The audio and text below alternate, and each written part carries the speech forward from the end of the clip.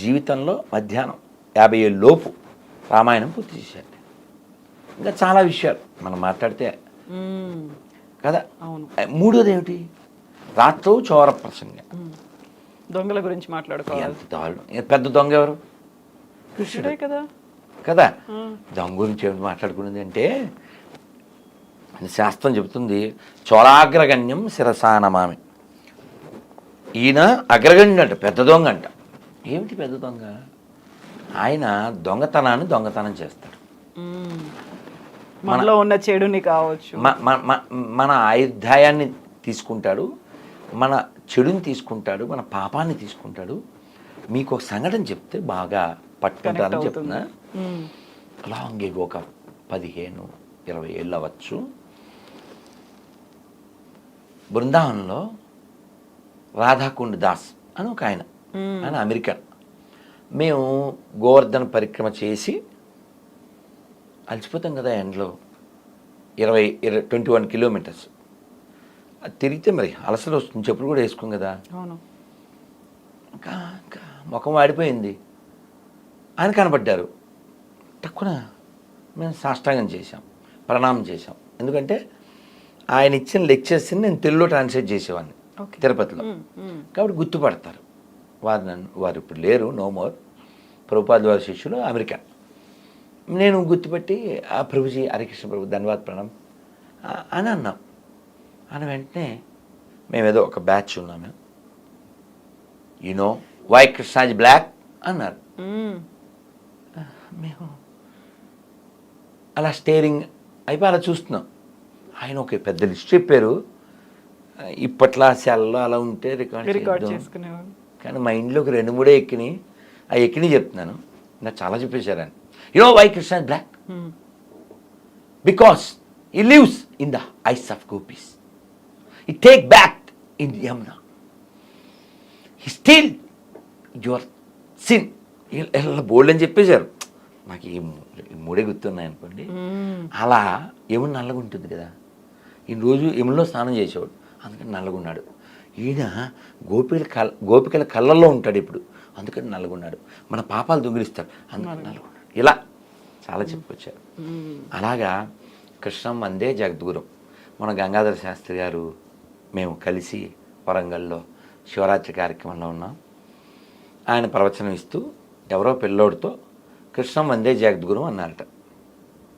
వాడు పాప ఎక్కువ ఇంగ్లీష్ అయిపోవడం అన్నా ఏదో మొత్తానికి కృష్ణం వండే జగద్గురు అన్నాడు. ఒరే వండే కాదురా వందేరా నాయన, కృష్ణం వండే జగద్గురు అన్నాడు. వండే కాదురా, వండే 2 days కాదు, వందే జగద్గురురా. అంటే అలా ఎందుకు అంటే మనం చెప్పట్లేదు, శంకర్ల వారు కంటే గొప్పడు కాదుగాను, రామానుజుల వారి కంటే గొప్పడు కాదుగా, మధ్వాచార్యులు అన్నమాచార్యులు వారు నారాయణ తీర్థుల కంటే నువ్వు గొప్పడువా? వాళ్ళే కృష్ణుని అంగీకరించారు కదా. శంకరాచార్యుల వారు కాశీలో గంగాతీరం వెంట వెళ్తూ ఉంటే ఒక వృద్ధుడు రుక్కుంకరణే అంటూ వ్యాకరణాన్ని వెళ్ళివేస్తున్నారు. అప్పుడు ఆయన పాడారు, మీ అందరూ తెలుసు ఏం పాడారు, భజ గోవిందం భజ గోవిందం గోవిందం భజ మూఢమతే సంప్రాప్తే సన్నిహితే కాలే నహి నహి రక్షతి రుక్కుంకరణే. నహి నహి రక్షతి, ఈ రుక్కుంకరణే అది రక్షించదు నాయన, గోవిందుని భజించు అది రక్షిస్తుంది అని ఎంత కావాలో స్టఫ్ అంటామే, జిస్ట్ అంటామే, అదంతా ఇచ్చేశారు. అసలు మన ఎంఎస్ సుబ్బలక్ష్మి గారు మనం ఎంత రుణపడి ఉంటామమ్మా, ఘంటసాల గారికి మనం ఎంత రుణపడి ఉంటామమ్మా, మనకి ఎంత ఇచ్చి వెళ్ళారమ్మా. పోనీ నువ్వు చదవకపోయినా వింటున్నాం కదా, కలకాలం ఉండేలా. వాళ్ళు లేరు ఇప్పుడు, అవి ఉండిపోలే. అయితే ప్రభుజీ ఇక్కడే కృష్ణుడిని యాక్సెప్ట్ చేశారు, కృష్ణుడు ఉన్నారని ఇంత పెద్ద గొప్ప మహానుభావులు గుర్తించారు అనుకున్నప్పుడు ఇప్పుడు వచ్చినటువంటి ఒక డౌట్, ఆయన ద్వారకాధీశుని దర్శనం చేసుకున్నారు, సముద్ర గర్భంలోకి వెళ్ళారు, ద్వారకాపురం ఆ టైంలో ఎప్పుడు ఎలా ఉందో ద్వాపర యుగానికి నేను వెళ్ళొచ్చాను అన్నప్పుడు ఆధారాలు ఏమున్నాయి అసలు? కృష్ణుడు అక్కడే ఎందుకు ఉండేవాడు? అది ఎలా మునిగిపోయింది? మునిగిపోతే నగరం ఇంకా అక్కడ ఉండడం ఏంటి? ఆ కాలంలో ఉన్నటువంటి మనుషులంతా ఏమైపోయారు? కృష్ణుడు తన వాళ్ళని ఎందుకు రక్షించుకోలేకపోయాడు? అలా మునిగిపోతుంటే అలా చూస్తూ ఉన్నాడు. ఇవన్నీ డౌట్స్ వస్తాయి, బోల్డ్ వస్తాయి కదా. All have answers. I will. అమ్మా, మీరు భాగవతంలో ప్రథమ స్కందంలో, అంటే నేను చదివాను కాబట్టి మళ్ళీ మళ్ళీ విన్నాను కాబట్టి చెప్తున్నాను. ప్రథమ స్కందం చాలా బరువు ఎక్కిస్తుంది.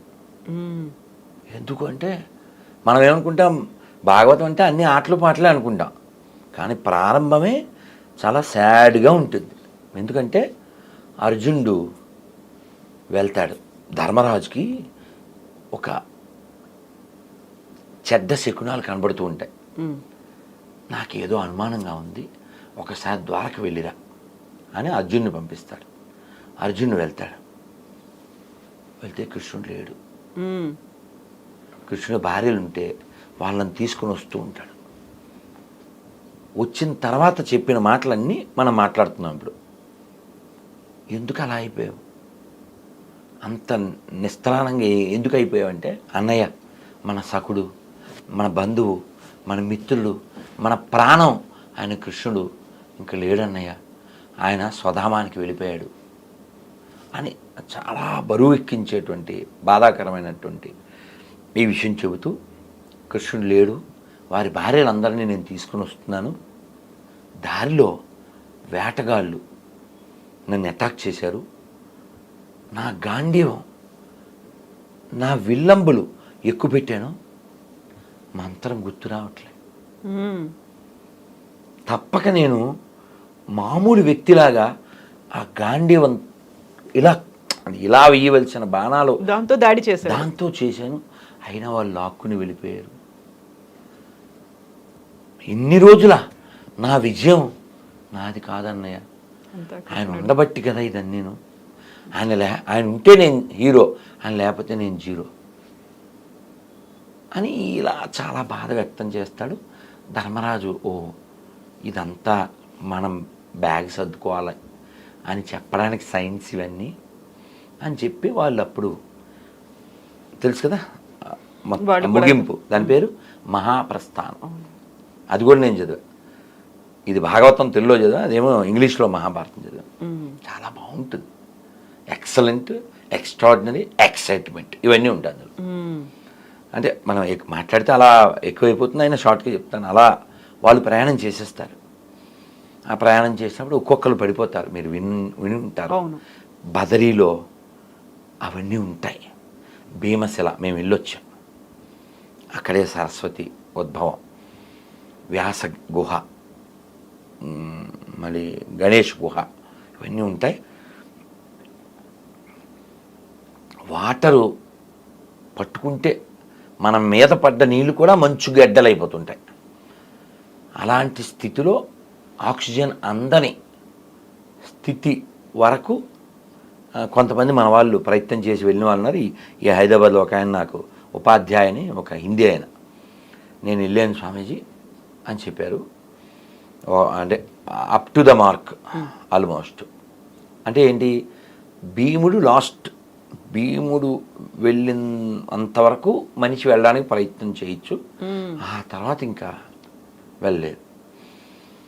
వీళ్ళు మహాప్రస్థానం ప్రారంభించి స్వర్గం వైపు వెళ్తూ ఉంటే ముందు ద్రౌపది పడిపోయింది, తర్వాత సహదేవుడు, తర్వాత నకులుడు, తర్వాత అర్జునుడు.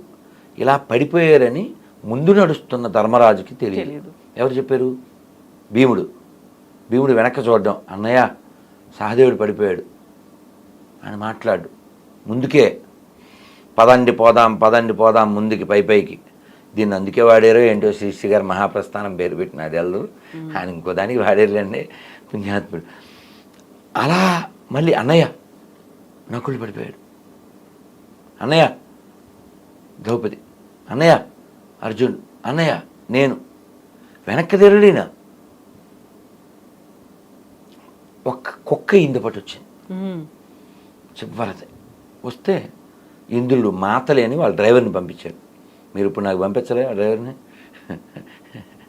అలా పంపిస్తే ఆయన వచ్చి సార్ ఎక్కడ సార్ అన్నాడు ధర్మరాజుని. ఇది కూడా ఎక్కుద్ది అన్నాడు.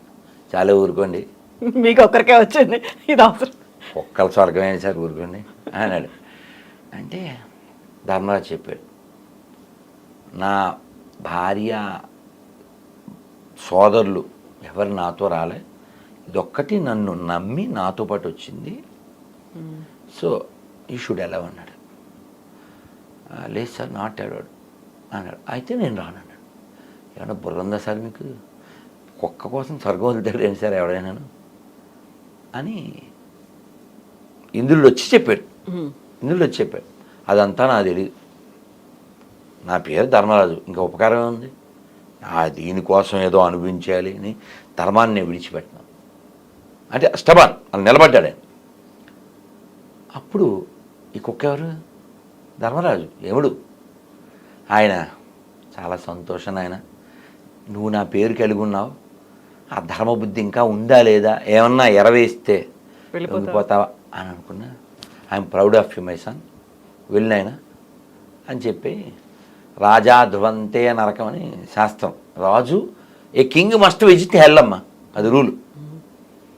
ఏ రాజు అయినా నరకానికి వెళ్ళి రావాల్సిందే, ఎందుకంటే ఏదో విధంగా దోషం జరిగి తీరుతుంది, ఈ మస్ట్ విజిట్.